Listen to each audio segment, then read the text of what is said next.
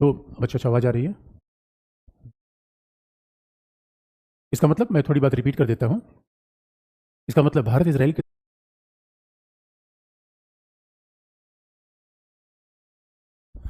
तो बच्चों अच्छा आवाज़ आ रही है? इसका मतलब मैं थोड़ी बात रिपीट कर देता हूँ। इसका मतलब भारत इज़राइल के साथ संबंध देखना अपने आप में आश्चर्यजनक है, इंटरेस्टिंग है क्योंकि क्योंकि इज़राइल इतना छोटा देश है, 80 लाख की आबादी वाला देश और उस 80 लाख की आबादी के देश के साथ द्विपक्षीय रिलेशन पढ़ना अपने आप में बड़ा ही चौंकाने वाला मामला है। लेकिन इसके बाद भी हम इज़राइल के साथ द्विपक्षीय रिलेशन क्यों देखते हैं, ये बड़ी इंटरेस्टिंग पार्ट है। और देखते क्यों हैं बच्चों? क्योंकि क्योंकि इज़राइल हमारा ऐसा दोस्त है जो नया दोस्त है, तो कई बार हमें कहते हैं ओल्ड इज़ गोल्ड। लेकिन इज़राइल के साथ कहानी दूसरी है। इसका मतलब इज़राइल एक ऐसा देश है जो कि अपने आप में नया है, यंगेस्ट है।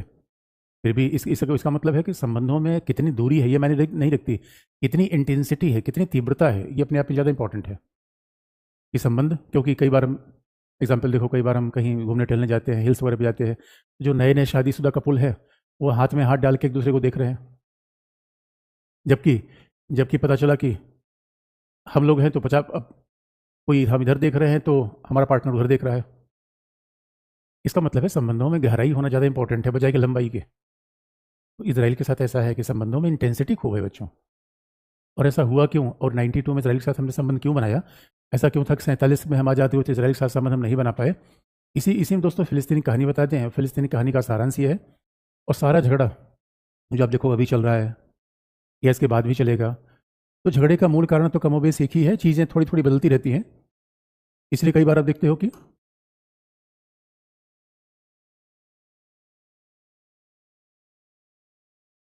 तो मुद्दे एक ही रहते हैं। बस ये है कि कई बार घटनाएँ बदल जाती हैं। अब जो फ़िलिस्तीन यानी कुल मिला के झगड़ा है फ़िलिस्तीन का, या हम क्यों फ़िर अब सवाल है कि इज़राइल के साथ 1992 में हमने क्यों देखा? उसका पहला बड़ा कारण था क्योंकि हम 92 के पहले हमारा दोस्त फ़िलिस्तीन था और मामला फ़िलिस्तीन नहीं था, मामला भारत के अरब राष्ट्रवाद का समर्थन था। भारत ने शुरू से अरब राष्ट्रवाद का समर्थन किया और फ़िलिस्तीन आया कहाँ से? पहले दोस्तों ऑटोमन अम्पायर था। ऑटोमन अम्पायर जब फर्स्ट वर्ल्ड वॉर के बाद उसका पतन हुआ, तो आप जानते हो कि ब्रिटेन ने, लीग ऑफ नेशंस के देशों ने क्या किया? यानी फ़िलिस्तीन को गोद ले लिया। ब्रिटेन ने फ़िलिस्तीन को गोद ले लिया और जब ब्रिटेन ने फ़िलिस्तीन को गोद लिया, तो गोद लेने का मतलब क्या है? कि अब ब्रिटेन ने कहा कि भाई जब तक फ़िलिस्तीन अपने शासन में समर्थ नहीं हो जाएगा, तब तक ब्रिटेन फ़िलिस्तीन गोद लिए रहेगा और ऐसा इसे मैंडेट सिस्टम कहते हैं। मैंडेट सिस्टम पहले का था। लेकिन हुआ क्या? जब मैंडेट सिस्टम आया उसी दौरान फ़िलिस्तीन का मतलब है एक ऐसा भूभाग जो कि इस भूमध्य सागर और जॉर्डन नदी के बीच का भूभाग है। यानी इधर आप लोकेशन भी देखेंगे बड़ी ज़बरदस्त है। लोकेशन अपने आप में अगर पूरा मैप आप देखोगे, अगर हम इस तरीके से मैप आपको दिखा दें, तो आप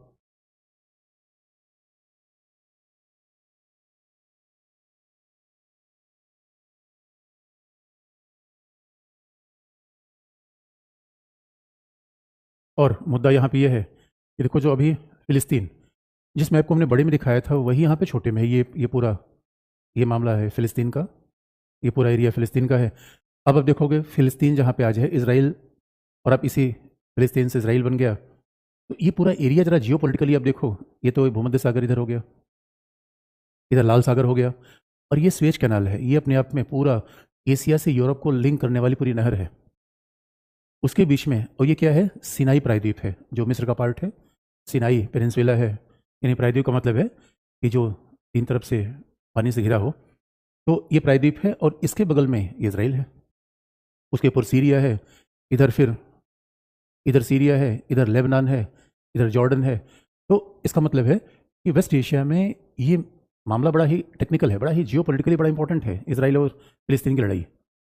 इसलिए आप देखोगे कि यहाँ पे मिस्र भी है, मिस्र इसका पड़ोसी है। तो कुल मिला के इज़राइल का जो पड़ोसी होता है, मिस्र होता है और उसके बाद जब आप इज़राइल से यहाँ से निकलोगे, तो इसके बाद फिर सोमालिया, यमन, ये पूरा दुनिया का बहुत ही महत्वपूर्ण संपर्क मार्ग है। लेकिन आप ये कहोगे कि बच्चों आप ये जानना चाहोगे कि पूरी लड़ाई का कारण क्या है? आखिर में झगड़ा होता क्यों है? ये पूरी फ़िलिस्तीन के विवाद के पीछे मूल रीज़न क्या है? या झगड़ा आखिर में होता क्या है? तो फिर आपको फ़िलिस्तीन का मैप आपको दिखा दें। फिर से आपको मैं फ़िलिस्तीन का मैप दिखा दूँ?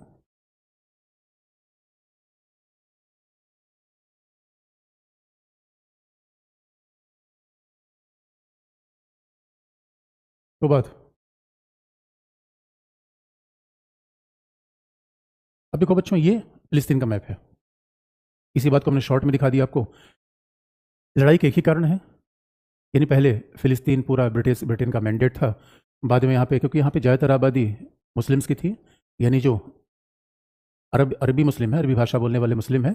और फिलिस्तीन एक भौगोलिक नाम है, जो भूमध्य सागर जॉर्डन के बीच का भूभाग है, उसको फिलिस्तीन है, कई बार पैलेस्टाइन, इंग्लिश में पैलेस्टाइन कहते हैं, कई बार फ़लस्तीन भी कह देते हैं। झगड़ा आज की डेट में, अगर पूरे झगड़े कारण आप देखोगे, झगड़े कारण ये है कि जब फिलिस्तीन, पहले तो फिलिस्तीन पूरा मुस्लिम से डोमिनेटेड एरिया था।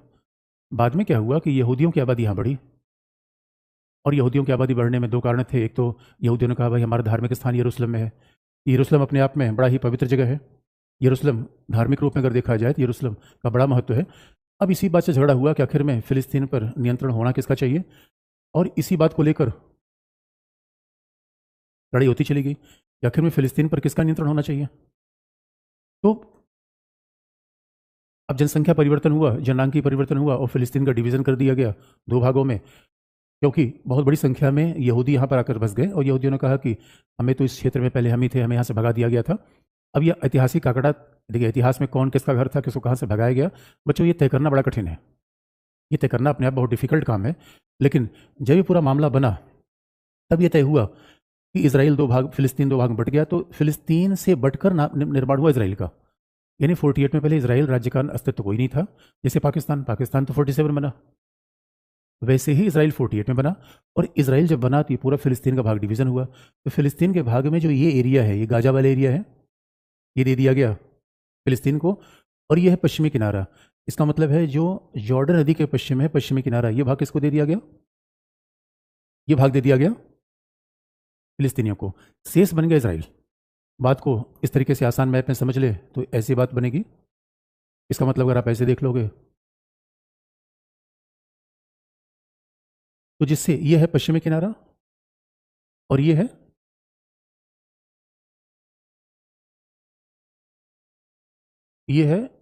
गाजा। तो गाजा, गाजा पट्टी क्योंकि सिनाई प्रायद्वीप के बिल्कुल बगल है, और ये पश्चिमी किनारा, इतना भाग मिल गया फिलिस्तीनियों को। और जहाँ तक राजधानी की बात आई तो ये हुआ पूर्वी यरूशलेम राजधानी बन जाएगी फिलिस्तीनियों की। शेष भाग मिल गया इसराइल को। तो बंटने में भी समस्या है, जैसे भारत पाकिस्तान का बंटवारा हुआ तो आने जाने की समस्या आई। अब बंटने, भौगोलिक डिवीजन बड़ी समस्या आती है। जब फिलिस्तीन बट गया तो अब मामला ये हुआ कि आखिर में पश्चिमी किनारा और गाजा, यहाँ पर जो फिलिस्तीनी बहुमत में थे, बाकी क्षेत्र मिल गया इसराइल को। जनसंख्या के आधार बंटवारा हुआ तो ऐसे डिवीजन हो गया। अब दो फिलिस्तीन के भागों को एक करने के लिए रास्ता होता है इसराइल से, यही समस्या आई। लेकिन समस्या शुरू यहाँ से हुई कि जब इसराइल नामक नया राज्य 1948 में बना तो बाकी अरब देश मिल गए, और अरब देशों ने कहा नहीं, हम इसे अस्तित्व, इसको हम विनाश कर देंगे। तो आप कहोगे अरब देश कह रहे थे इसको विनाश कर देंगे, क्या इसके पीछे इसका मतलब था कि धार्मिक झगड़ा था? तो बच्चों धार्मिक झगड़ा नहीं था, झगड़ा राजनीतिक था। क्योंकि सेकेंड वर्ल्ड वार के बाद, फिर हमने कहा कोल्ड वार, वर्ल्ड हिस्ट्री पढ़ोगे, कोल्ड वार के बाद अरब राज्यों को समर्थन कर रहा सोवियत संघ, क्योंकि इसराइल दोस्त था अमेरिका का। तो मेरे दोस्तों, हमारे मोहल्ले में दो लोगों के बीच झगड़ा हो और दो में दो महाबली आ जाए, उनके अपने अपने इंटरेस्ट हो जाए, समझ ली मामला फिर रायता फैल जाएगा। इसलिए बच्चों बार बार हम आपको याद दिलाते हैं कि इंटरनेशनल पॉलिटिक्स से, डोमेस्टिक पॉलिटिक्स से धर्म झगड़े का मूल कारण नहीं होता, मूल कारण होती है पॉलिटिक्स। इसीलिए ये पूरा अखाड़ा बन गया दुनिया का। और आप कहोगे हमने किसको समर्थन दिया? तो बच्चों हमने फिलिस्तीन को समर्थन दिया, हमने इसराइल को समर्थन नहीं दिया। ये बड़ा इंटरेस्टिंग पार्ट है। भारत ने कहा, और भारत ने तो इसराइल के साथ एम्बेसी नहीं बनाई, कूटनीतिक संबंध नहीं बनाए, इसराइल के साथ संबंध बनाया ही नहीं। और बड़ा इंटरेस्टिंग पार्ट ये है कि आखिर में हमने इस फिलिस्तीन को समर्थन क्यों दिया? क्योंकि बच्चों स्वाभाविक रूप में कि वो हमारा कश्मीर पर समर्थन करते रहे, इसलिए हमने समर्थन दिया। हमने फिलिस्तीन को समर्थन क्यों दिया? क्योंकि हमें उम्मीद थी, अरब देश और हमारा सांस्कृतिक संबंध था भी, भाई हमारी बड़ी मुस्लिम पॉपुलेशन भी थी। तो कहीं ना कहीं ये कहा जाता है कि विदेशी घरेलू मामलों का ही परिणाम होती है। तो इन सब को मिलाकर हमने फिलिस्तीन को समर्थन दिया। मामला फिलिस्तीन का नहीं था, क्योंकि फिलिस्तीन के पास कुछ है ही नहीं है। अरे जो अपना भाई 20 लाख, मान लो कि इधर कुल मिला के इनके पास 70-80 लाख की आबादी फिलिस्तीनियों के पास, तेल है नहीं, गैस है नहीं, तो भाई रिलेशन तो बनता है जो हमारा कुछ फ़ायदा हो। इसलिए बच्चों फिलिस्तीन तो दुनिया के सबसे गरीब देशों में है, वो हमें कुछ दे नहीं सकता। तो मामला फिलिस्तीन का नहीं था, मामला सऊदी अरेबिया का था, यूएई का था, मिस्र का था। ये हमारे दोस्त थे, ये हम दोस्त बनाने का प्रयास कर रहे थे, भाई ये हमारे साथ हो जाए और पाकिस्तान यहाँ प्रभावी न होने पाए। इसलिए बच्चों देखो कि हमने सोचा फिलिस्तीन का समर्थन हम देंगे तो अरब राज्य हमें कश्मीर पर समर्थन देंगे, लेकिन ऐसा हुआ नहीं बच्चों। और आप देखो फिलिस्तीन की मोहब्बत तो हमारे पास एक तरफा हो गई। वन साइडेड लव अफेयर हो गया। और वन साइड लव अफेयर बड़ा गड़बड़ होता है। यानी हम जिसको चाहते हैं वो हमें नहीं चाहता, जो हमें चाहता है उसको हम नहीं चाहते। कमाल की बात है बच्चों। और कमाल की बात है कि हम फिलिस्तीनियों का समर्थन कर रहे थे, इजराइल हमारा समर्थन कर रहा था। 1962 के वॉर में, 65 के वॉर में इजराइल बार बार हमें हथियार दे रहा था, समर्थन दे रहा था। हमने कहा भाई ये बताओ, हम तुम्हारे साथ संबंध नहीं बना रहे, फिर भी तुम्हारे साथ संबंध बना रहे हो। इजराइल ने कहा चिंता मत करो, हम तुम्हारे साथ हैं। अरे बस याद रखोगे कि हम भी क्या तुम्हारे साथ रहे हैं। इसलिए इंटरेस्टिंग पार्ट ये था कि इजराइल ने क्या किया, भारत के साथ संबंध बनाने का प्रयास किया। और जिसके साथ हम संबंध बनाना चाह रहे थे वो हमें कश्मीर से लेकर हर जगह समर्थन नहीं दे रहा था। तो मामला थोड़ा अटपटा था। इसलिए कई बार कहा भी जाता है कि यार ऐसा तो नहीं कि फिलिस्तीन के साथ संबंध भी समाजवाद के प्रभाव में ज़्यादा था, विचारधारा के प्रभाव में ज़्यादा था। लेकिन ऐसा नहीं है, क्योंकि कोल्ड वार की पॉलिटिक्स एकदम अलग किस्म की थी। क्योंकि हम सोवियत संघ के भी दोस्त थे, सोवियत संघ फिलिस्तीनियों को समर्थन करता था, अमेरिका के साथ हमारी थोड़ी खटपटी थी, अमेरिका इसराइल के साथ था, तो उसमें तमाम फैक्टर भी थे। लेकिन झगड़े का और रूप तब आया जब अरब राज्य सारे मिले और सब लोग मिलकर इसराइल पे हमला कर दिया। इसराइल पे हमला 3 बार हुआ, 48 में हुआ, 67 में हुआ, फिर उसके बाद 71 में हुआ। तो अरब राज्य लगातार इसराइल पे हमला करते रहे, क्योंकि उन्होंने कहा इसको हम नेस्तनाबूद कर देंगे, ख़त्म कर देंगे। और जब ये लड़ाइयाँ चलती रही 67 में क्या हुआ, और बच्चों इसराइल बड़ा पावरफुल देश है, पश्चिम एशिया का एकमात्र देश है जो अपनी सब्जी वगैरह भी उगाता है। अदरवाइज पश्चिम एशिया के देश एग्रीकल्चर के मामले में हमारे यहाँ से डिपेंडेंट है।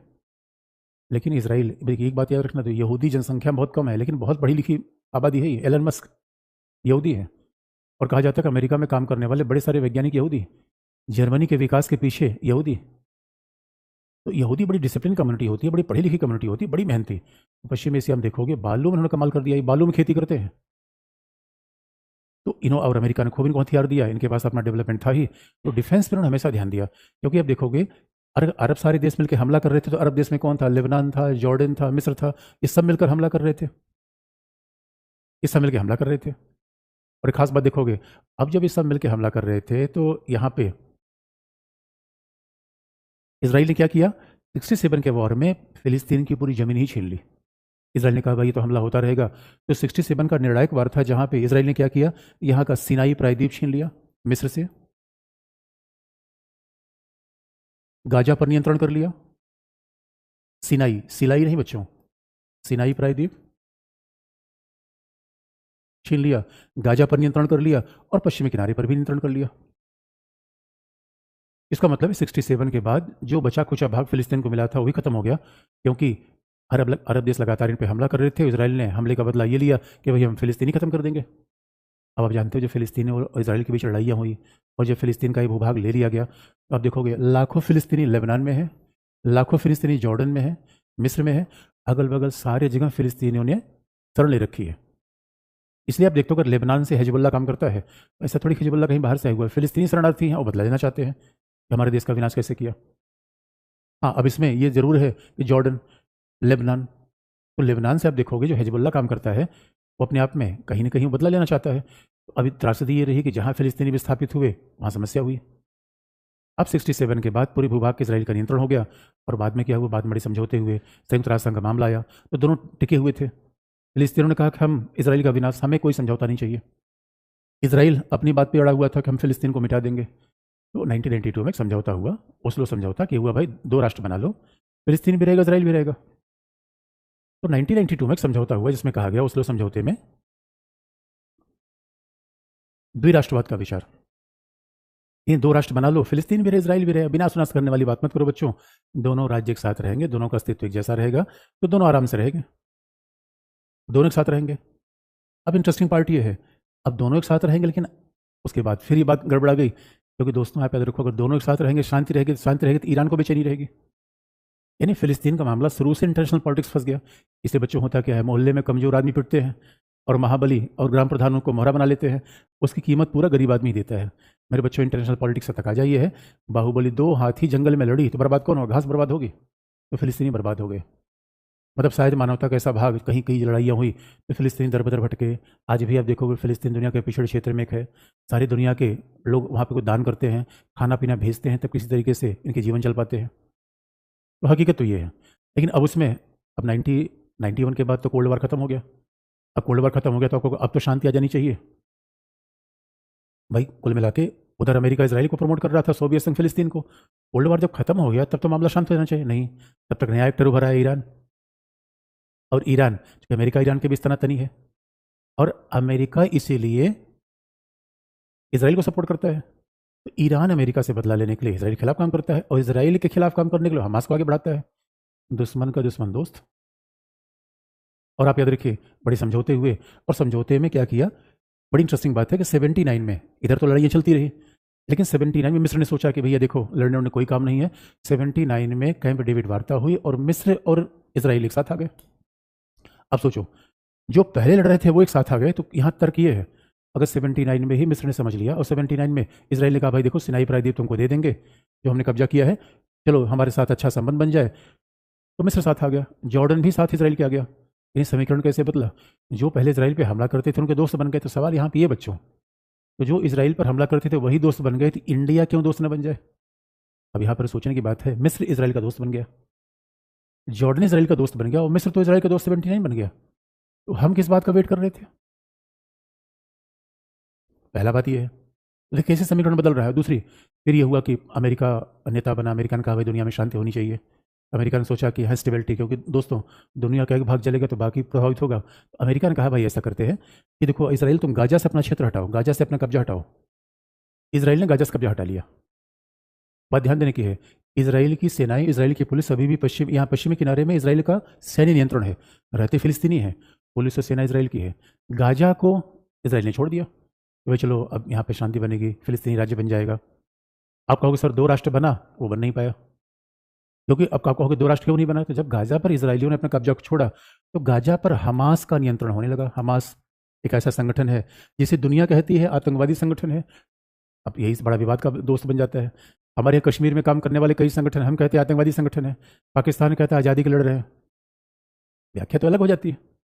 हमास को दुनिया आतंकवादी संगठन बनती है, और हमास का जैसे प्रभाव गाजा में बढ़ा, पश्चिमी किनारे में हमेशा शांति रही। अब सवाल है कि फिलिस्तीन का रिप्रेजेंटेशन कौन करता है, हमास करता है या पश्चिमी किनारा करता है?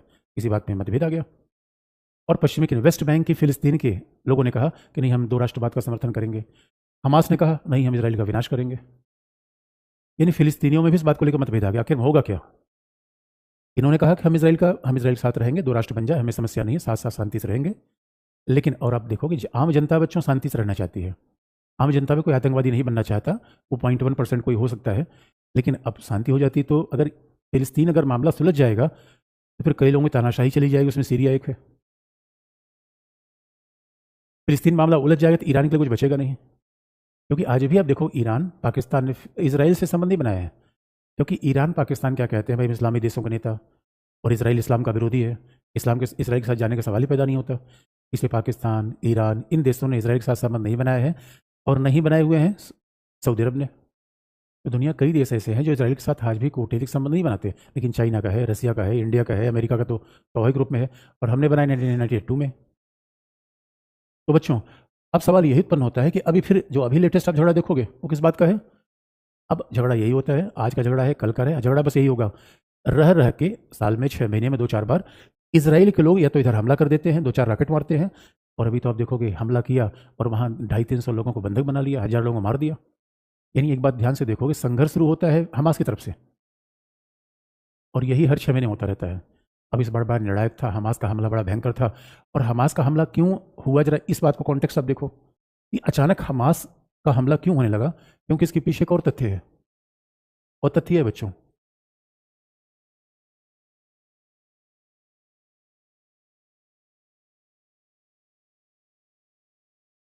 तथ्य ये है, अब आप देखो, अब यहां पे जो बड़ा इंटरेस्टिंग पार्ट आया कि आप पूछोगे अचानक, देखो 2020 में अचानक ये हमास ने हमला क्यों कर दिया, तो इसके पीछे लंबी पॉलिटिक्स आप देखो बच्चों।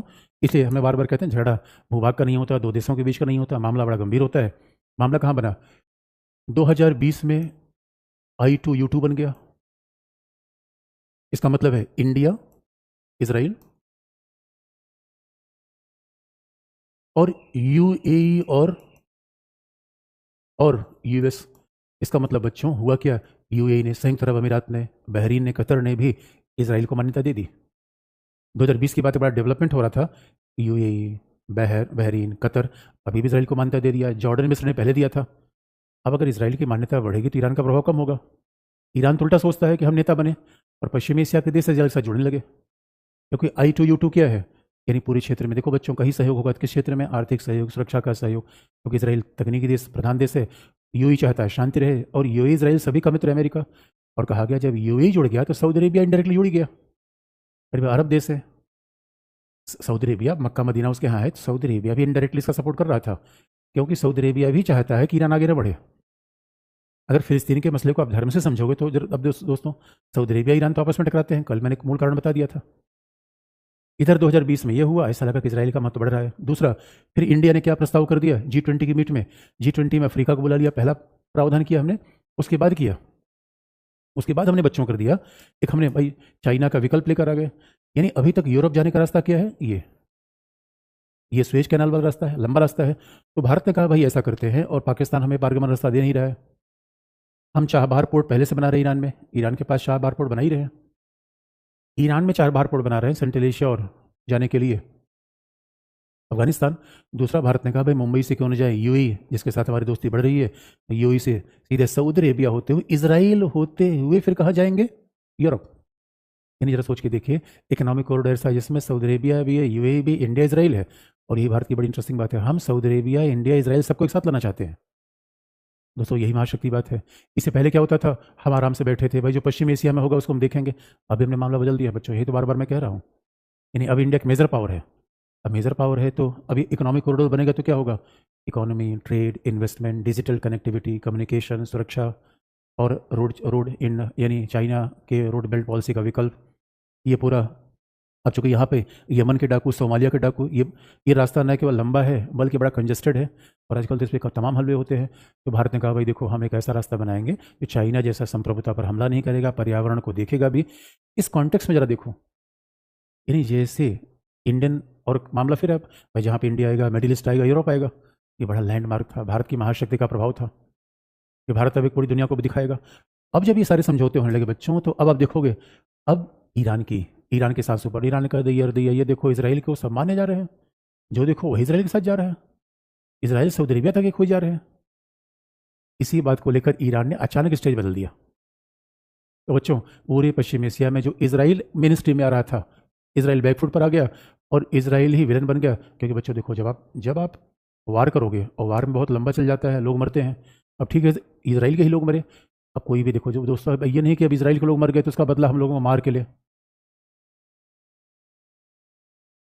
और दूसरी बात, जब भी आम जनता मरती है बच्चों, तो इंटरनेशनल रिएक्शन हमेशा नकारात्मक होता है, इसी देश के लिए खतरनाक है। ये पूरा फिलिस्तीन समस्या का सारांश है। और यकीन मानो, आपसे फिलिस्तीन समस्या एग्जाम में पूछने के बजाय ये भारत इसराइल संबंध पूछा जाएगा। अब लेकिन ये फिलिस्तीन समस्या भारत इसराइल संबंध को बार बार प्रभावित करती है, क्योंकि इसराइल का विरोध पश्चिम एशिया में बढ़ेगा तो भारत के लिए भी चैलेंज आएगा। इससे भारत क्या चाहता है कि हम बाकायदा शांति से के साथ संबंध लेकर आगे बढ़े, अब पश्चिम एशिया में पीस हो। और इसलिए अभी चाइना क्या कोशिश कर रहा है कि ये जब हमने India, middle east, Europe economic, और इसलिए अभी चाइना क्या कोशिश कर रहा है कि ये जब हमने India, middle east, Europe economic corridor बनाया, तो उसमें चाइना क्या प्रयास कर रहा है कि हम सऊदी अरेबिया, ईरान को मिला दें। वो तो हो नहीं पा रहा। इस कॉन्टेक्स्ट में अब आप देखो बच्चों, फिर भारत इसराइल के साथ संबंध कितना कॉम्प्लिकेटेड है, क्यों इंपॉर्टेंट है, इस संदर्भ में देखें भारत और इसराइल।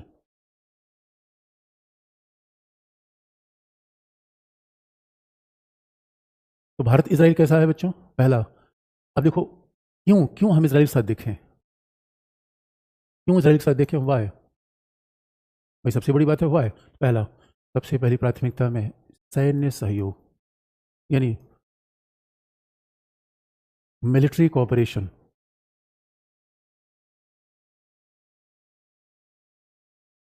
सबसे पहला है सैन्य सहयोग या मिलिट्री कोऑपरेशन। अभी बात ध्यान से देखो बच्चों, इसलिए इसराइल जैसे छोटे देश के साथ द्विपक्षीय संबंध में पड़ रहे हैं।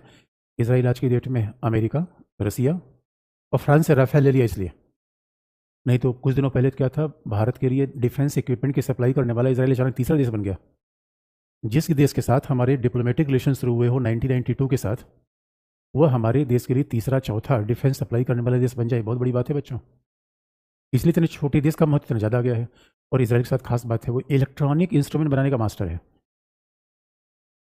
जो इसराइल के साथ बहुत बड़ी बात है कि वो इलेक्ट्रॉनिक डिफेंस इक्विपमेंट खूब बनाता है। इसका मतलब है कि वो क्या बनाता है, वो बनाता क्या है, जैसे कि इसराइल के साथ खास बात क्या है कि जैसे अवॉक्स air warning and control system, यानी हमने ये चलता फिरता इसे कहते हैं रडार, उड़ता हुआ रडार है, एक एरोप्लेन पर रडार लगा रखा है और जहाँ भी जाएगा एरोप्लेन रडार बाकायदा काम करता रहेगा, पूरी अपनी सूचना लेता रहेगा। और क्या कर रहे हैं, और हम बाकायदा इसराइल से ड्रोन, हेरॉन ड्रोन, आज आप देखते हो ड्रोन बड़ी टेक्नोलॉजी बन गया है। आने वाले समय में ड्रोन दोस्तों, और ख़ास तौर पे हेरॉन, उसके बाद भारत इसराइल के साथ बराक प्रक्षेपास्त्र, यानी बराक प्रक्षेपास्त्र का साझा उत्पादन हो रहा है। तो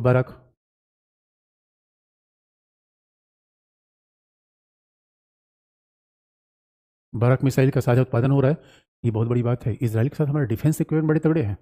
इसका एग्जाम्पल आप देखोगे, इसराइल देखो रसिया के ज़माने में, रसिया के साथ कैसे इंस्ट्रूमेंट थे, जैसा होता है ना कि पुराना पुराना जो पुरानी बस हो चलन तरीका, रसिया के साथ जो हमारे इंस्ट्रूमेंट्स आ रहे थे बड़े पुराने पुराने थे। आज भी रसिया के इंस्ट्रूमेंट कैसे हैं, 1000 किलोमीटर मारेंगे, 5000 किलोमीटर मारेंगे। अरे भैया हमें तो पाकिस्तान की ठुकाई पिटाई करने, कोई ऐसा इंस्ट्रूमेंट बताओ इसराइल। इसलिए इसराइल का मामला बड़ा इंटरेस्टिंग हो जाता है। इतना ज़बरदस्त मिलिट्री कोऑपरेशन शायद ही कि मेजर पावर के अलावा, यानी अमेरिका छोड़ दीजिए, रसिया छोड़ दीजिए, फ्रांस छोड़ दीजिए, किसी और देश के साथ नहीं है। और है जनसंख्या इसराइल कितनी, 80 लाख। इसलिए मेरे बच्चों, इसलिए मैंने कहा कि 92 से रिलेशन बने, और क्यों बने हमने बता दिया। अरे भाई, जब पश्चिम एशिया का संबंध, जब पश्चिम एशिया के देश इसराइल से जुड़ना चाहते हैं, हमारा इसराइल के साथ कौन झगड़ा था। और दूसरी बात यह, अगर हम इसराइल को छोड़ दें तो सवाल है क्या दुनिया हमारे साथ आ जाएगी, ऐसा तो नहीं है। तो ऐसा थोड़ी है कि ईरान हमारे लिए पाकिस्तान के साथ संबंध खत्म कर लेगा। सऊदी अरब अगर हमारे लिए पाकिस्तान के साथ संबंध खत्म नहीं करेगा तो हम इसराइल के साथ संबंध क्यों खत्म कर लें, ऐसी कौन सी विचारधारा की बात पड़ी है। और वो खुद ही इसराइल के साथ संबंध बनाना चाहते हैं। तो ये दोस्तों बड़ा प्रैग्मेटिक मामला होता है। इसलिए आप पूछेंगे कि भारत इसराइल संबंध फिलिस्तीन का विरोधी है, हमारा जवाब उल्टा होगा। मेरे बच्चों, हमारा फिलिस्तीन के झगड़े से हम क्यों इन्वॉल्व हों, हम पूरे रीजन में शांति चाहते हैं, सबके साथ दोस्ती करना चाहते हैं। Bharat, India want to become a peace broker. हम शांति के साथ हैं बच्चों, हम लड़ाई झगड़ा क्यों हम किसी के साथ जाए। इसलिए देखोगे पहला मिलिट्री कोऑपरेशन वो लगातार बढ़ेगा। इसराइल छोटा देश है, और आप याद रखो कई बार अमेरिका वगैरह क्या है, थोड़ा हमारे ऊपर प्रतिबंध ज़्यादा लगा देते हैं। इसराइल के साथ क्षमता नहीं है, और इसराइल अगर हथियार बेचे नहीं, उसके हथियार बर्बाद हो जाएंगे। और ख़ास बात है, इसराइल के ये वेपन चाइना पाकिस्तान को निर्यात नहीं होते। इसराइल अपना वेपन चाइना पाकिस्तान को नहीं देता, not transferring weapon China and Pakistan. तो ये अपने आप में एक एडिशनल फैक्टर है। हमारे दुश्मन तो यही है, क्यों, कारण अलग अलग है। चाइना को इसलिए नहीं था कि अमेरिका ने चाइना पर सिर्फ प्रतिबंध लगा रखा है। पाकिस्तान को इसलिए नहीं था, पाकिस्तान का डिप्लोमेटिक रिलेशन इसराइल के साथ है ही नहीं है। तो और पाकिस्तान कहता है कि भाई हम तो इस्लामी नेता हैं। इसे ईरान, पाकिस्तान, आज भी इनका कूटनीतिक संबंध इसराइल के साथ नहीं है, क्योंकि इस्लाम को पॉलिसी बनाकर ये डील करते हैं। और बच्चों, हमारे लिए देखो धर्म और विचारधारा ये मामला नहीं है। राष्ट्रीय हित में जो बात आएगी वो हम लेकर आगे बढ़ेंगे। तो दूसरी बात है, और सबसे बड़ा इंपॉर्टेंट है कि why Israel is very important. आप देखोगे बच्चों, आने वाले समय में इंटरनल सिक्योरिटी हमारा बड़ा सरदर्द है, आंतरिक सुरक्षा।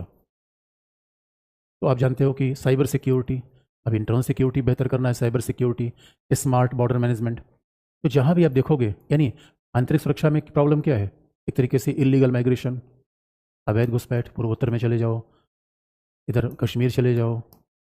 दूसरा टेररिज्म, आतंकवाद, बॉर्डर मैनेजमेंट, सीमा प्रबंध।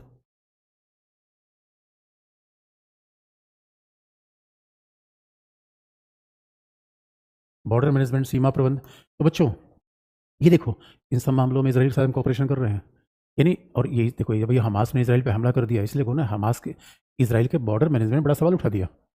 लोग अभी इसराइल का बॉर्डर मैनेजमेंट ऐसा गड़बड़ हो जाएगा, क्योंकि आज तक माना जाता है कि इसराइल की सीमा जो बॉर्डर होता है उसको भेद पाना बड़ा मुश्किल है, उसकी सिक्योरिटी बड़ी ज़बरदस्त होती है। लेकिन लेकिन अब अभी मामला क्या है, जब हमास ने जब इसराइल की सिक्योरिटी तोड़ दी तो ये इसराइल के लिए बड़ा सदमा था। लेकिन स्मार्ट बॉर्डर मैनेजमेंट का मतलब है, अब कभी अब राजस्थान की सीमा आप चले जाओ, वो तो पता चला कि वही ऊँट ऊँट पे, यानी बीएसएफ के लोग आज भी उसी ऊँट पे बैठे हुए हैं। अरे मेरे बच्चों, आज सीसीटीवी का ज़माना है, सेंसर टेक्नोलॉजी है, ऐसे बॉर्डर का मैनेजमेंट होता है। अब ये नहीं कि ऊँट पे बैठे बैठे बीएसएफ के लोग ढेचू ढेचू चले जा रहे हैं और फिर सर्विलांस कर रहे हैं बॉर्डर का। ये बेहतर चीज़ नहीं है। हमारे लिए सबसे इंपॉर्टेंट क्या है, इंटरनल सिक्योरिटी, आंतरिक सुरक्षा का महत्व तो सबसे ज़्यादा है। तो इलीगल माइग्रेशन हो, टेररिज्म हो, क्रॉस बॉर्डर मैनेजमेंट हो, इसको बाकायदा हमें ध्यान में रखना है। ये बात हमें ध्यान रखनी है। और इसमें सबसे बड़ा कॉपरेशन कौन कर रहा है, इसराइल। क्योंकि पहले क्या होता था, अब बॉर्डर को ऐसे मैनेज करोगे बच्चों। एक बार मैं जैसलमेर गया तो बीएसएफ के लोग आगे जा रहे थे, उनके पीछे ऊँट के पीछे पटरा बंधा हुआ था, प्लेन करते चले जा रहे थे। तो हमने पूछा, ये बताओ भाई, ये प्लेन क्यों कर रहे हो? तो उन्होंने कहा, मान लो कोई घुसपैठ होती है तो पाँव के निशान आ जाएंगे। अरे बच्चों, इतनी आसानी से घुसपैठ होगा? आजकल तो देखो गुब्बारे से लोग कूद रहे हैं। उत्तर कोरिया क्या कर रहा है, गुब्बारे में कचरा भर के दक्षिण कोरिया भेज दे रहा है। अरे वो ज़माना चला गया, लोग नदी से होकर चले आएंगे, कैसे आप रात में चले आएंगे? इसलिए हमारे पास सेंसर टेक्नोलॉजी होनी चाहिए, थर्मल सेंसर होना चाहिए, सीसीटीवी होना चाहिए। यानी आपको मैन पावर दौड़ाने की आवश्यकता नहीं है। लू में लोग बेचारे बीएसएफ के लोग मरेंगे और कुछ होगा नहीं।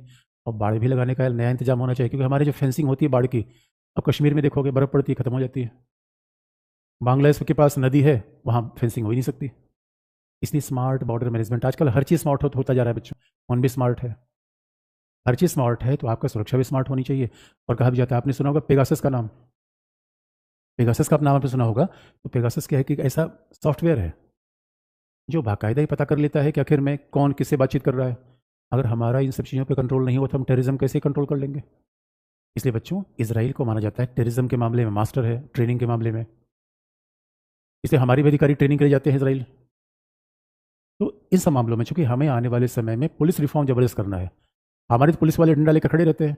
अब क्यों खड़े रहते हैं कि उनको 10-20 रुपये वसूल करना होता है। अब उनका सिक्योरिटी से कम मतलब होता है, वैसी ट्रेनिंग नहीं है बच्चों। अब एक डंडा लेकर क्या ट्रेनिंग कर लेंगे?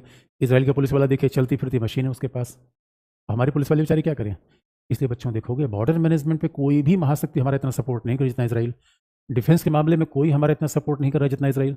ये तो ऐसा लगता है यार कि इसराइल के साथ तो कमाल की दोस्ती हो गई। पुलिस वाले बेचारे क्या करें? इसलिए बच्चों देखोगे, बॉर्डर मैनेजमेंट पे कोई भी महाशक्ति हमारा इतना सपोर्ट नहीं कर जितना इसराइल। डिफेंस के मामले में कोई हमारा इतना सपोर्ट नहीं कर रहा जितना इसराइल। ये तो ऐसा लगता है यार कि इसराइल के साथ तो कमाल की दोस्ती हो गई। यानी नए नए पार्टनर सातवीं आसमान पर उड़ान भर रहे हैं। पार्टनर तो नए नए हैं।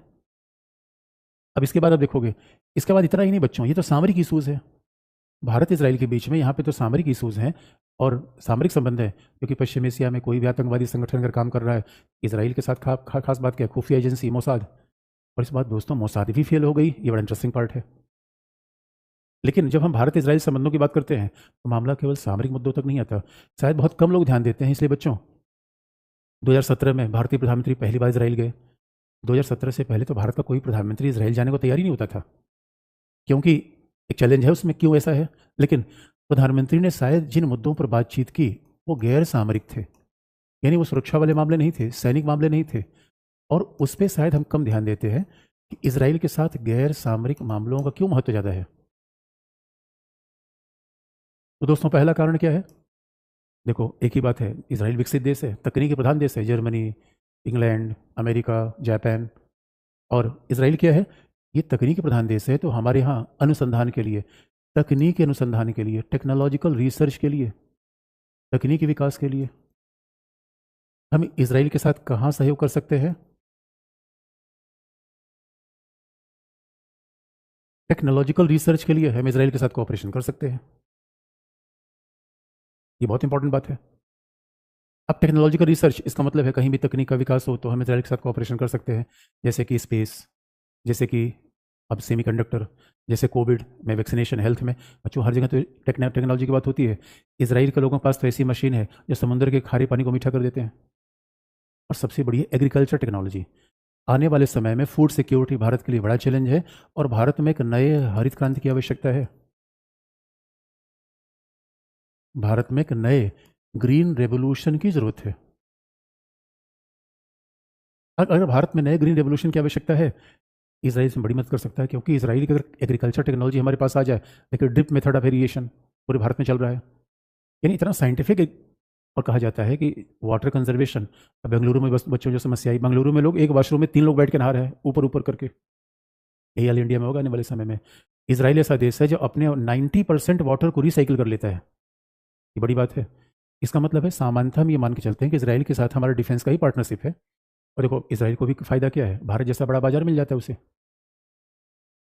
यानी अब बेंगलुरु की जो समस्या है, भारत के आने वाले शहरों में बड़ी समस्या आएगी। Water recycling, agriculture, dairy farming. हमारे क्या गाय माता, हम इतने गाय माता को इतने पूरे दिन भर खिलाते हैं, दूध कितना देती है एक बउआ? तो दोस्तों, इतने बड़ी देश में जहाँ जनसंख्या बढ़ रही है, लोगों को खिलाना है, वही मुफ्त में खिलाना है। एग्रीकल्चर तो अच्छा होना चाहिए। राजस्थान और हमारी आज भी कृषि आधारित पूरी एग्रीकल्चर है। इसलिए अगर हरित क्रांति करना है तो कृषि के क्षेत्र में सहयोग, cooperation in field of agriculture,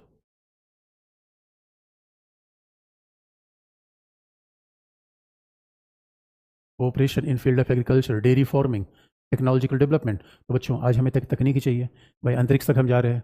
तो बच्चों जरा सोच के देखो, अगर उन्होंने चंद्रयान छोड़ा तो किसने किसने सहायता की, तो उन्होंने बताया नहीं कभी। लेकिन अमेरिका के बिना, इसराइली कोऑपरेशन के बिना ये सब चीज़ें नहीं हो सकती। तो पेगासस जैसे सॉफ्टवेयर हमारे पास आ जा रहे हैं, जिसके द्वारा भारत की सुरक्षा। तभी तो बच्चों अब देखो, ये पिछले दशकों से भारत के ऊपर बड़े आतंकवादी हमले नहीं हुए, क्योंकि इन सब देशों के साथ सुरक्षा के बड़े मुद्दे हैं। क्योंकि कश्मीर से लेकर नॉर्थ ईस्ट तक बॉर्डर मैनेजमेंट में इसराइल हमारी सहायता कर रहा है। इसलिए बच्चों, इसीलिए कहते हैं इसराइल के साथ संबंध बड़े गहरे हैं, और इसलिए कहते हैं वो ऐसा लगता है यार तो नेचुरल एलाई जैसा है। लेकिन चैलेंज भी है बच्चों, इसराइल के साथ चैलेंज कहाँ पे आता है? अब देखो चैलेंज क्या आता है, संबंध तो बड़े अच्छे हैं, द्विपक्षीय रिलेशन, द्विपक्षीय हितों में कोई टकराव ही नहीं है। और इसलिए अब, लेकिन उसके बावजूद भी हमारे पीएम वगैरह वहाँ जाने से कतराते हैं। अदरवाइज आप देखोगे, जब इंडिया के पीएम इसराइल गए, इसराइल के पीएम ने तो प्रधानमंत्री के लिए पूरी कविता वविता बना रखी थी कि दुनिया के सबसे बड़े लोकतांत्रिक देश के प्रधानमंत्री, तुम्हारा धरती पर स्वागत है। और आप जानते हैं मोदी का स्टाइल लग, दोस्तों पहले चिपक जाते हैं हम, भाई चिपकने से दिलो दिल मिल जाता है, आते ही मिले तो बात थोड़ी सी कमजोर पड़ जाती है। इसलिए बच्चों चैलेंज क्या है, देखो चैलेंज क्या है, चुनौती क्या है। और यही एक महाशक्ति होने के नाते चैलेंजेस है बच्चों, क्योंकि हमारा अगर इसराइल के साथ रिलेशन है तो हम क्या करना चाहते हैं, यही मल्टी अलाइनमेंट की पॉलिसी है। यही तो बच्चों मल्टी अलाइनमेंट की पॉलिसी है। अगर हमारा इसराइल के साथ रिलेशन है, तब सवाल है केवल इसराइल के साथ नहीं, ईरान को छोड़ नहीं सकते। बच्चों चैलेंज ये है कि वेस्ट एशिया में हमारे लिए ईरान बड़ा इंपॉर्टेंट है। भाई Iran is important for India. अरे बच्चों ने कभी जियो पोलिटिकल रूप में देखो ईरान क्या हो सकता है, उससे हम चाबहार पोर्ट बना रहे हैं। अमेरिका कितने दबाव के बावजूद चाबहार पोर्ट बना रहे हैं, क्यों? तो that is a for security, energy security. उसी के बगल में पाकिस्तान का ग्वादर है, भारत चाबहार पोर्ट बना रहा है ऊर्जा सुरक्षा के लिए। यानी कोई भी चीज़ आपसे आईएएस एग्जाम में क्या होता है, कोई भी चीज़ पूछ लिया जाए तो चाबहार पूछा जाएगा तो मामला क्या आ जाएगा, maritime security, energy security, economic security, dimension अपने आप बड़ा कर दोगे। और इसका मतलब है चाबहार जाने के लिए दूसरा, ईरान का जो बंदर अब्बास पोर्ट है उससे होकर हम कहाँ जाते हैं, सेंट्रल एशिया।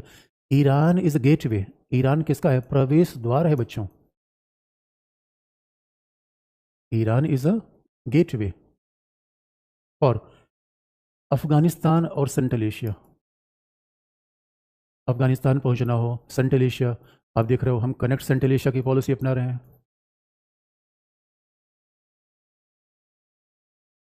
सेंट्रल एशिया तो मध्य एशिया लैंडलॉक है। इसे अगर आपको याद होगा तो international transportation corridor between north and south, Iran से होकर हम रसिया तक पहुंचना चाहते हैं। International transportation corridor between north and south, Iran का महत्व आ गया। तो बच्चों ये बात ठीक है, ईरान से हम तेल गैस फिलहाल नहीं ले रहे हैं, लेकिन ईरान का जियो पोलिटिकल इंपॉर्टेंस बहुत ज़्यादा है, क्योंकि ईरान पाकिस्तान के बगल में है। ईरान जरा जियो पोलिटिकली पाकिस्तान है क्या, हॉर्मुज़ संधि के पास है, हॉर्मुज़ संधि के पास है। अब ईरान पाकिस्तान से जुड़ रहा है, इधर हॉर्मुज़ संधि से जुड़ रहा है, फिर उधर सेंट्रल एशिया जुड़ जा रहा है। ईरान का जियो पोलिटिकल पोजिशन बहुत इंपॉर्टेंट है बच्चों, इसलिए हम ईरान को छोड़ नहीं सकते। अब चैलेंज यही आता है भाई, महाशक्ति भारत जैसे महाशक्ति चैलेंज क्या है बच्चों, यही तो चैलेंजेस हैं कि अब दुनिया सोचती है कि हम जिसके साथ रहें उसी के साथ रहें, लेकिन भारत कहता है भाई ऐसा क्यों ना हो जाए कि हम सबका साथ सबके विकास के मॉडल पर रहें। इसलिए आप देखोगे अगर ईरान, ईरान का ये अगर आप मैप देखोगे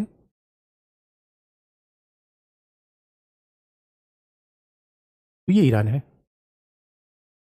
इधर देखो ये क्या है, ईरान।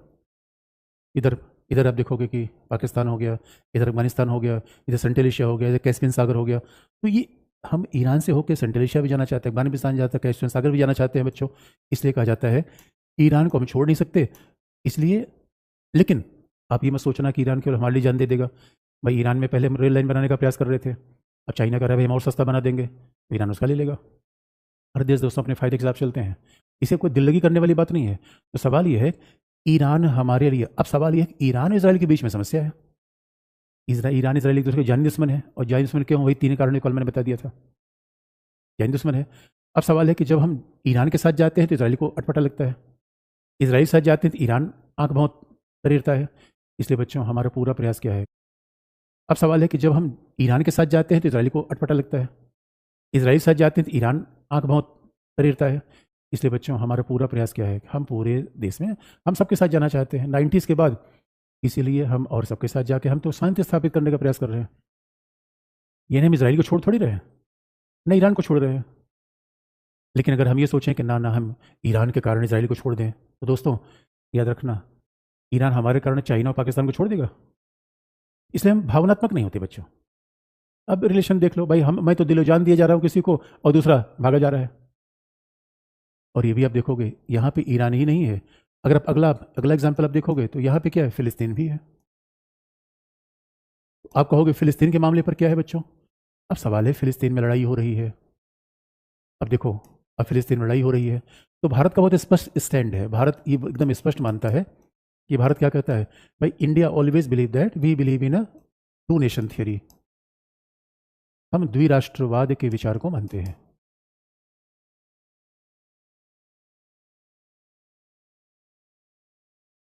हम टू नेशन थियरी को मानते हैं। अब हमारा मानना है कि भाई देखो, इसराइल भी रहे, फिलिस्तीन भी रहे, और उसमें भारत काफ़ी शांति स्थापित करने का प्रयास कर रहा है। भारत तो मानता है कि भाई यूएई भी जुड़ जाए, बहरीन, कतर सब आपस में जुड़ जाए। क्योंकि झगड़ा तो हमारे, अब जानते हो, झगड़ा होगा तो हमारे यहाँ तेल से लेकर गैस, हमारा व्यापार सब कुछ प्रभावित होगा। नहीं तो लाखों लोग पश्चिम एशिया में रहते हैं, वो प्रभावित होगा। तो हमारा सीधा मानना है कि हम फिलिस्तीन की समस्या क्या समाधान चाहते हैं? द्विराष्ट्रवादी विचार। भाई फिलिस्तीन भी रहे, इसराइल रहे। और जबकि अभी आप देखो, इसराइल का प्रयास क्या चल रहा है? इसराइल सोच रहा है कि गाजा को बिल्कुल हम खाली करवा दें, गाजा से होकर बार बार हमला आता है। यह सोच रहा है गाजा और इसराइल के बीच में एक नो मैंस लैंड बना दे। और कहा भी जाता है गाजा दुनिया की सबसे बड़ी ओपन जेल है, क्योंकि उधर मिस्र ने रोक रखा है और इधर इसराइल ने दीवार बना रखी है, तो गाजा के लोग कहीं जा ही नहीं सकते। तो इसराइल सोच रहा है कि गाजा के लोग मिस्र में चले जाए, लेकिन मिस्र इसकी परमिशन देगा नहीं। और फिर इसराइल सोचता है कि अब इसराइल ने जब गाजा का हमला देखा तो इसराइल कह रहा है भाई द्विराष्ट्रवाद का विचार हम मानेंगे ही नहीं। इसराइल कह रहा है कि हमारे अस्तित्व के लिए खतरा है, ये हमें मारने पे तुले हुए हैं। लेकिन भारत कह रहा नहीं भाई, देखो द्विराष्ट्रवाद का विचार पहले से था, क्योंकि 67 में जब भी इसराइल ने ज़मीन ली थी तो अपने आप में अवैध था। 48 में जो जब विभाजन हुआ था वो ठीक था। अब ये देखोगे, हमने दोस्तों अपना फिलिस्तीन पर अप्रोच बदला नहीं है। लेकिन अब आप कहोगे नहीं, फिलिस्तीन के कारण हम इसराइल के साथ संबंध न बनाए, ये नहीं संभव बच्चों। इसराइल के साथ संबंध न बनाए, ये नहीं संभव बच्चों। 92 पहले ऐसा करते थे, यही तो मल्टी अलाइनमेंट है। अब हमने क्या कर दिया है? अगर आप ये सोच रहे हो फिलिस्तीनी के कारण हम इसराइल के साथ संबंध खत्म कर दें, तो बच्चों ये नहीं होने जा रहा है, ये हम नहीं करने जा रहे हैं। यही तो प्रैग्मेटिज्म है, कारण बहुत स्पष्ट है। अरे मेरे बच्चों, अब आप कहोगे कि यानी फिलिस्तीन पे द्विराष्ट्रवाद का भारत समर्थन करता है, लेकिन इसके लिए हम इसराइल के खिलाफ नहीं जाएंगे। और सबसे बड़ी बात है, भारत अपने हित में जाएगा भाई, इसराइल या फिलिस्तीन खिलाफत का मुद्दा ही नहीं है। दोनों को बुरा लगता है, इसराइल सोचता है फिलिस्तीन तरफ न जाए और फिलिस्तीन सोचता है इसराइल तरफ न जाए। हम कि भाई ये कौन सी बात है? इसलिए बच्चों, मोदी जी ने यात्रा इसराइल की, लेकिन भारतीय राष्ट्रपति ने फिलिस्तीन की यात्रा की, मोदी जी ने फिलिस्तीन की यात्रा की। हम फिलिस्तीन का समर्थन भी कर रहे हैं, किसका? द्विराष्ट्रवाद का। और हम क्या करते हैं? फिलिस्तीन में हिंसा और मानव नरसंहार के विरोधी हैं। लेकिन अब आप कहोगे ये मानव नरसंहार कर कौन रहा है? उसका हम नाम नहीं लेते। यही तो हमने यूक्रेन में कहा, we are against violence, genocide. हम तो कह ही रहे हैं भाई कि वायलेंस नहीं होना चाहिए, जेनोसाइड नहीं होना चाहिए, ये तो हम लगातार कह रहे हैं। लेकिन इसका ये मतलब माना जाए, इसका ये मतलब मान ले कि हम सीधे इसराइल का विरोध करना शुरू कर दें, वो हम नहीं करने जा रहे हैं। लेकिन कई बार इसराइल से हमारा मत अलग होता है। जब संयुक्त राष्ट्र संघ में भी पिछली बार मतदान हुआ कि फिलिस्तीन को राज्य के रूप में मान्यता दे दी जाए, भारत ने कहा दे दी जाए। भारत ने यूनाइटेड नेशंस में फिलिस्तीन का समर्थन किया, लेकिन इसराइल का विरोध नहीं किया। इसे बच्चों अभी क्या हुआ? इसराइल के खिलाफ आईसीसी ने वारंट जारी कर रखा है, अंतर्राष्ट्रीय आपराधिक न्यायालय ने। अंतर्राष्ट्रीय आपराधिक न्यायालय ने वारंट जारी कर रखा है।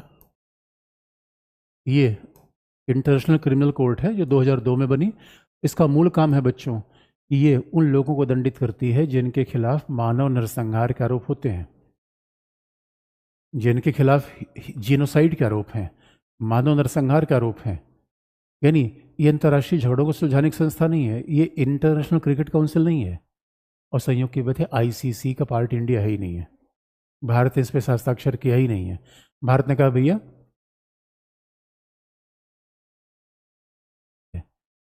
जिनके खिलाफ जीनोसाइड के आरोप हैं, मानव नरसंहार के आरोप हैं। यानी ये अंतर्राष्ट्रीय झगड़ों को सुलझाने की संस्था नहीं है, ये इंटरनेशनल क्रिकेट काउंसिल नहीं है, और संयोग की बात है आईसीसी का पार्ट इंडिया है ही नहीं है। भारत ने इस पर हस्ताक्षर किया ही नहीं है। भारत ने कहा भैया हमारे यहाँ न्यायपालिका ठीक है, अगर कोई मानव नरसंहार करेगा तो उसका जवाब न्यायपालिका देगी। इसलिए बच्चों यही हमारा सारांश है इंडिया इजराइल रिलेशन का। इसराइल के साथ हमें पश्चिम एशिया के हर देश की चिंता है। इसलिए ईरान के परमाणु मुद्दे पर भी इंडिया मानता है शांतिपूर्ण समाधान होना चाहिए, फिलिस्तीन मुद्दे का शांतिपूर्ण समाधान होना चाहिए, और India want to become a peace broker.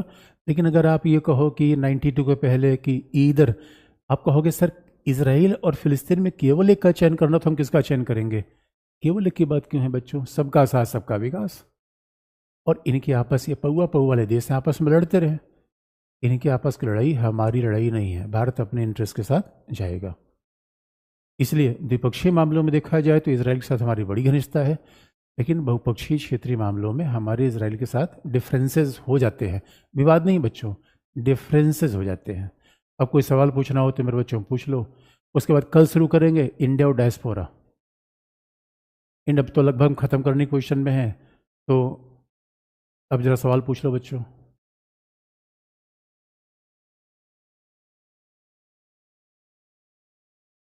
कोई प्रॉब्लम हो तो पूछ लो।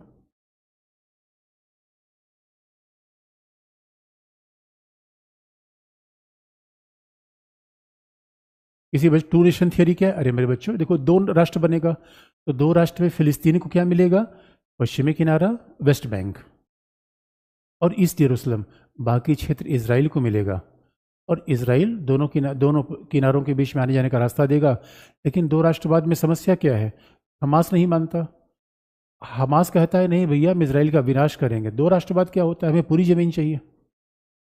इसीलिए, और इसराइल कह रहा है कि नहीं अब हम गाजा को नहीं छोड़ेंगे, गाजा हमारे लिए हमला करता है। तो समस्या दोनों तरफ से है।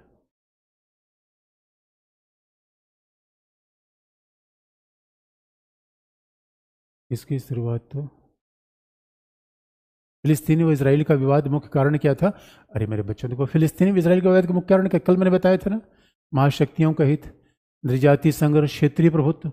यानी जब भी पश्चिम एशिया में किसी को इस्लाम का नेता बनना पड़ेगा, वो हमेशा याद रखना इसराइल का मामला उठा देगा। पहले काम मिस्र ने किया था, बाद में इराक ने करने का प्रयास किया, और अभी आप देखोगे ईरान कर रहा है। तो पश्चिम एशिया में एक तो निर्जातीय संघर्ष, क्षेत्रीय प्रभुत्व और महाशक्तियों का इंटरेस्ट होता है। अब आप देखो चाइना, चाइना कहीं न कहीं कोशिश कर रहा है कि वो अमेरिका के खिलाफ जाए। इसे बच्चों को यूक्रेन संकट के साथ इसराइल फिलिस्तीन संकट आ गया, तो दुनिया का ध्यान यूक्रेन से हट के कहाँ चला गया? फिलिस्तीन पे। ये चाइना की बड़ी सोची समझी पॉलिसी है। इसलिए तो भारत कह रहा है देखो महाशक्तियाँ अपने हितों के लिए पूरी दुनिया में प्रॉब्लम पैदा कर रही हैं, इससे भारत का आगे आना दुनिया की शांति के लिए आवश्यक है। ये भारत का तर्क है। India's interest how to solve poverty and employment. अरे मेरे बच्चों, अशोक ने पूछा है, देखो इंडियाज इंटरेस्ट का मतलब क्या है? अरे भाई आर्थिक विकास, टेक्नोलॉजी, तभी तभी तुम गरीबी सॉल्व कर पाएंगे।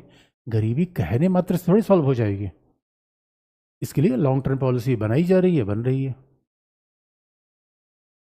सर हम हमास का सपोर्ट करना चाहिए? नहीं नहीं, सवाल ही पैदा नहीं होते बच्चों। भारत किसी भी आतंकवादी संगठन को सपोर्ट नहीं करता। और आप याद रखना, जब हमास का हमला इसराइल पर हुआ तो भारत ने उसकी निंदा की। भारत चुनिंदा देशों में था। तो न तो भारत इसराइल पर हमले का समर्थन कर रहा है, न भारत फिलिस्तीन पर हमले का समर्थन कर रहा है। ये हमला, वार, हम डेमोक्रेटिक देश हैं दोस्तों, हम कैसे इस बात का समर्थन करें? किसी बच्चे को बगदाद संधि, अरे मेरे बच्चों बगदाद संधि तो जमाने की बात हो गई। हिस्ट्री के लिए सर बता इंपॉर्टेंट हो सकती है। अरे बगदाद संधि कोल्ड वार का मामला था, जहाँ पे ईरान, इराक, और संयोग की बात है उस समय ईरान के संबंध अमेरिका के साथ बड़े अच्छे थे। तब उस समय ईरान, इराक और अमेरिका सब बगदाद संधि के पार्ट थे। जमाना बदल गया।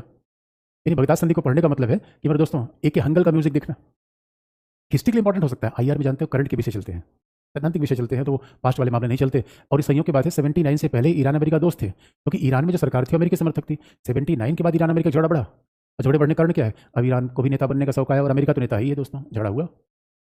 इससे भारत के आंतरिक सुरक्षा को क्या खतरा हो सकता है? इससे मेरे बच्चे अच्छा, हमने बुक नहीं खरीदी, पीडीएफ बुक आज एकदम पीडीएफ मिल जाएगा मेरे बच्चों, चिंता मत करो। हॉल में पिंक ग्लास पर है चैट।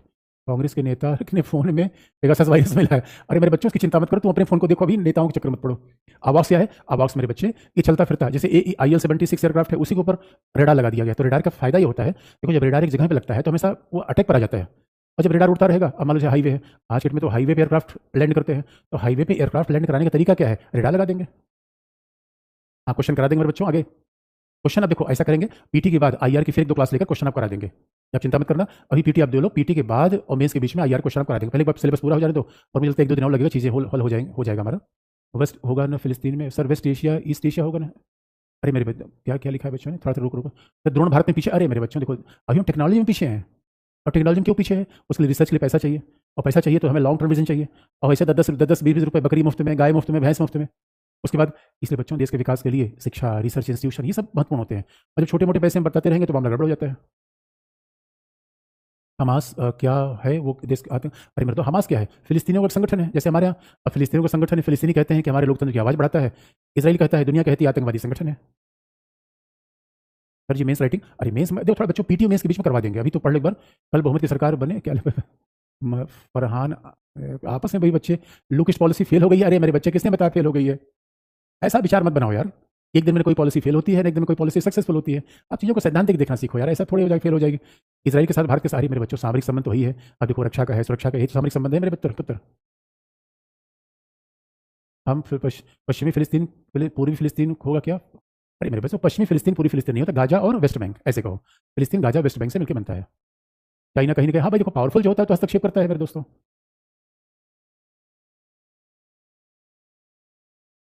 तो ठीक है बच्चों, आज के लिए इतना ही। तो बाकी कल शुरू करेंगे डायस्पोरा। डायस्पोरा कल बता देंगे, उसके बाद फिर देखेंगे। डायस्पोरा बता देंगे, फिर उसके बाद जॉब का होगा बता देंगे। तो बाकी कल बच्चों।